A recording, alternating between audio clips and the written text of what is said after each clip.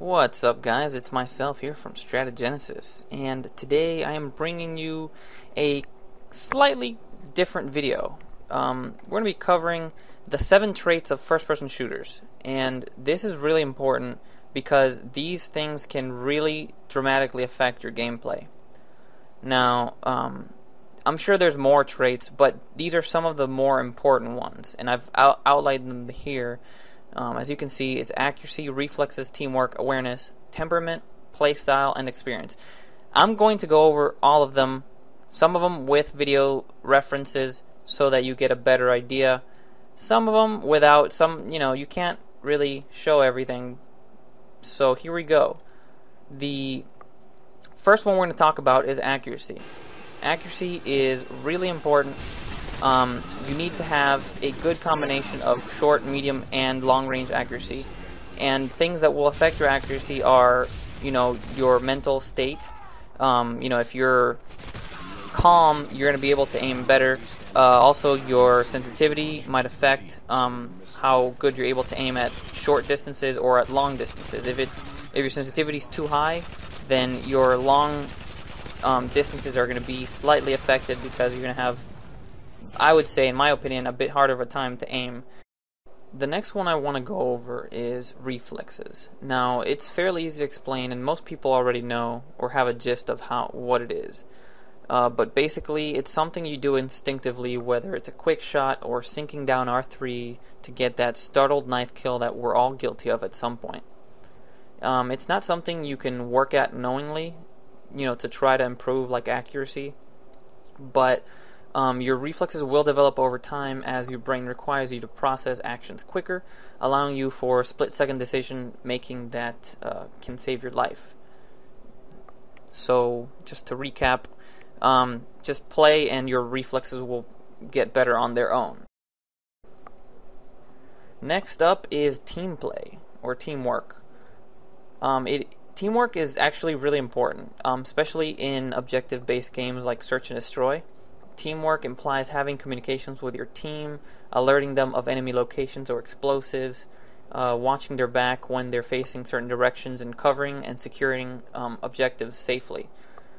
It is a deadly skill if you're able to get the right people, and it is a lot of fun. When you bring teamwork into non-objective based games like Team Deathmatch, you have a good chance of winning. And the reason for that is because most people who play Team Deathmatch don't play together. The good players will generally stay away from the team because it's easier to sneak up on the other opposite team by being alone. But also the team that stays together, generally, the teams that stay together in Team Deathmatch aren't working together. They might stay together, but they're not working together. There's a big difference. So anyway, on to the next topic. Awareness. Now, awareness is a skill that you attain from experience and just having a general understanding of the game. Awareness implies that understanding the flow of combat, where the enemy team is spawning in relation to your team, and keeping an eye on your radar for enemies or teammates who die. Now, I have a clip that I posted early on when we first started that shows awareness pretty clearly. Alright, so watch, this is awareness. Look at my map. See?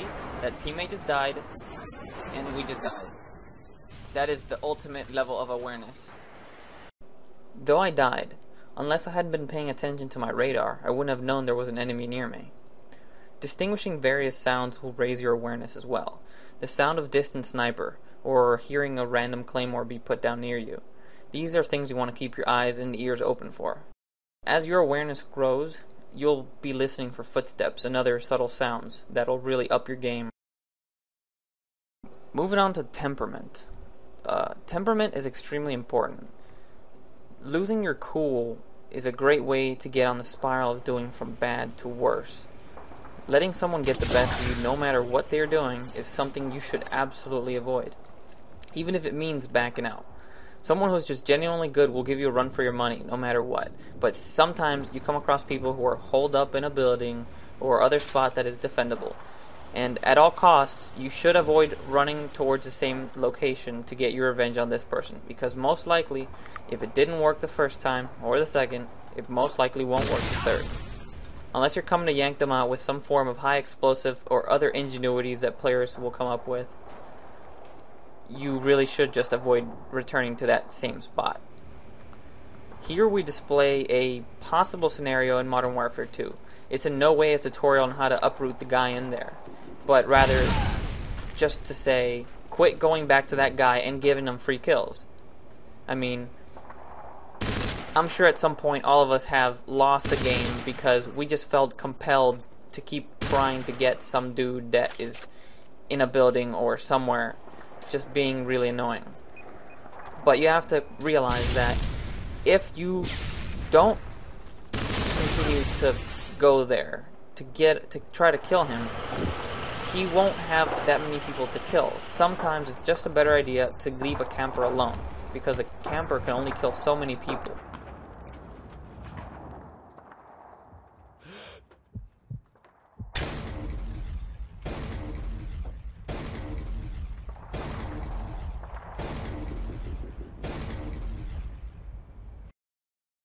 Second to last is playstyle. Playstyle is something you can use in your favor, depending on what your team is doing and what your enemies are doing. If your enemies are pushing one side of the map too hard, you may choose to play defensively and rack up kills when they get careless. On the flip side of that, playing aggressively when they expect you to play defensively can catch your opponents off guard. This is especially evident in search and destroy games. Knowing when to be aggressive and defensive is the key to doing well in any FPS. But Call of Duty in particular brings a new level of depth to the styles, with perks and varying weapons. Some weapons are better suited for defensive purposes, while some are better for offensive. But perk and weapon-specific content is beyond the scope of this tutorial. Lastly, experience. It is in bold. Why? Because experience is king. Having knowledge of maps, common hiding, camping, sniping spots, how to avoid getting killed by kill streaks, how to use specific weapons and equipment efficiently are all the things you get through experience. A player with poor accuracy can still succeed by using strategies from all the traits discussed above.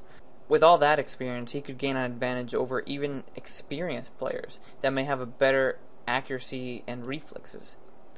Here's one last clip for something I failed to do even this late in Modern Warfare 2's life cycle. Don't call in kill streaks while moving. It's so simple, yet I always forget. And it always gets me killed. Anyways, those are the 7 traits for FPS success. Hope that has been enlightening to some of you. So, are you guys getting amped for Black Ops this coming Tuesday? We're going to be covering content almost immediately after getting the game, so stay tuned. If you have any questions for Black Ops once it's out, make sure you send them our way and we'll try to answer them. Make sure you subscribe and hit the like button, because we're going to be covering Black Ops tutorials and map guides, and probably more stuff that our viewers ask of us. So just make sure you're up to date with everything that's going on with Black Ops. But anyways, this is myself, and I am out.